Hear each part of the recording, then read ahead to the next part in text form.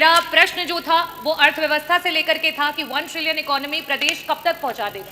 मान्य सदस्य स्वयं तैयार करके इस प्रश्न को लेकर के नहीं आई है। आपकी पीड़ा को मैं समझ सकता हूं, क्योंकि जो आपके नेता बोलते हैं कि भारत कभी विकसित देश नहीं बन सकता, तो आप तो उनका अनुसरण करेंगे ही। आज गरीब के पास कोई पैसा, आज मिडिल क्लास के पास कोई पैसा नहीं है उसकी पॉकेट में बचाने के लिए। वही अगर मैं बात करूं महिलाओं की, तो नियमित वेतनभोगी जो हमारी महिलाएं 22% थी, आज कहीं ना कहीं वो 22% से गिर के 16% पे आ चुकी हैं। हम 1 ट्रिलियन इकोनॉमी की अर्थव्यवस्था की बात कर रहे हैं, लेकिन हमारी 6 करोड़ की आबादी प्रति वर्ष गरीबी रेखा के नीचे चलती चली जा रही है। हमारी महिलाओं की नौकरियां जाती चली जा रही है, हमारे मिडिल क्लास का पैसा जाता चला जा रहा है। कहीं ना कहीं इस जुमले का शिकार पूरे प्रदेश का गरीब, पूरे प्रदेश का नौजवान, पूरे प्रदेश की महिलाएं और मिडिल क्लास हो रही है। मेरा आने की बात कर रहे हैं, लेकिन आज इकोनॉमिकल डिस्पैरिटी में देश विश्व गुरु बन चुका है। आज अमीर और अमीर होता चला जा रहा है और गरीब होता चला जा रहा है। वो स्वयं आपके आंकड़े बताते हैं कि आज पूरे देश में 60 करोड़ लोग हैं जो कि राशन पे आश्रित हो चुके हैं, और प्रति वर्ष 6 करोड़ लोग ऐसे हैं जो आपकी गरीबी रेखा से नीचे चलते चले जा रहे हैं। वही अगर हम मिडिल क्लास की बात करें, आरबीआई का आंकड़ा ये बता रहा है कि आज से 2010-2011 में जो एक मिडिल क्लास की आमदनी थी, सेविंग थी, वो जीएसडीपी का 25% हुआ करती थी, और आज इस समय में 5.1% पर आकर के रह गई है। और साथ ही साथ मेरा प्रश्न था कि वो कौन कौन से विभाग हैं जो सबसे ज़्यादा और सबसे कम कंट्रीब्यूट कर रहे हैं, और उनको किस तरीके से उनके कंट्रीब्यूशन को बढ़ाया जाएगा। मंत्री जी जो जवाब आया है उसमें विभिन्न प्रमुख सचिव जो इसके लिए रिस्पॉन्सिबल हैं उन विभागों के नाम आए हैं, लेकिन किसका कितना % कंट्रीब्यूशन है, क्यों कम है, कैसे ज़्यादा होगा, उसकी कोई भी इसमें वर्णन नहीं दिया गया है।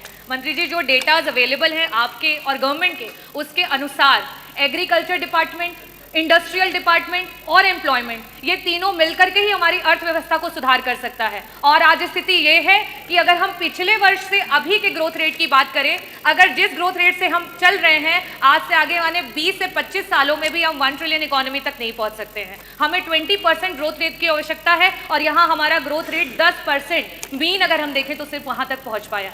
मेरा आपसे प्रश्न ये है कि ये 1 ट्रिलियन इकोनॉमी के जुमले में जो हमारे गरीबी रेखा के नीचे जा रहे लोग हैं, उनको वापस से ऊपर उठाने के लिए सरकार की कोई नीति आने वाली है? जो हमारी मिडिल क्लास है, जिसकी 25% जीएसडीपी तक की सेविंग्स हुआ करती थी, आज 5% हो गई है, उस मिडिल क्लास की पॉकेट से वापस भरने के लिए क्या सरकार की कोई नीति आने वाली है?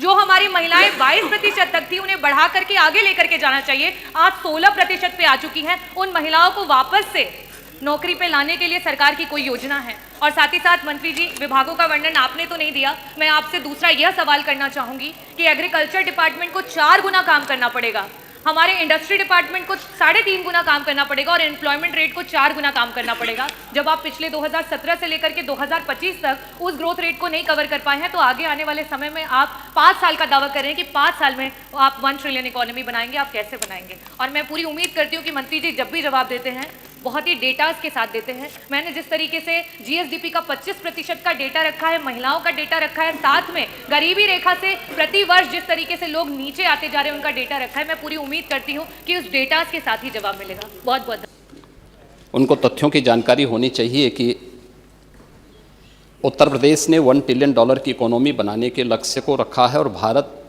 3 नहीं बल्कि $5 ट्रिलियन की इकोनॉमी बनने के दिशा में अग्रसर हुआ है। आपकी उत्तर प्रदेश कभी $1 ट्रिलियन की इकोनॉमी नहीं बन सकता, ये वक्तव्य आपका अपनी पार्टी के अनुसार, समाजवादी पार्टी की मंशा के अनुरूप उपयुक्त ही है। लेकिन भारत आज दुनिया की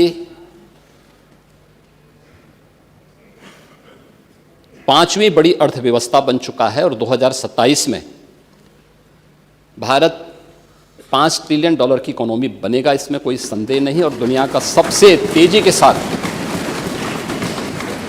उभरती हुई अर्थव्यवस्था के रूप में, सर्वाधिक ग्रोथ रेट के साथ भारत आज दुनिया की एक बड़ी अर्थव्यवस्था के रूप में आगे बढ़ रहा है।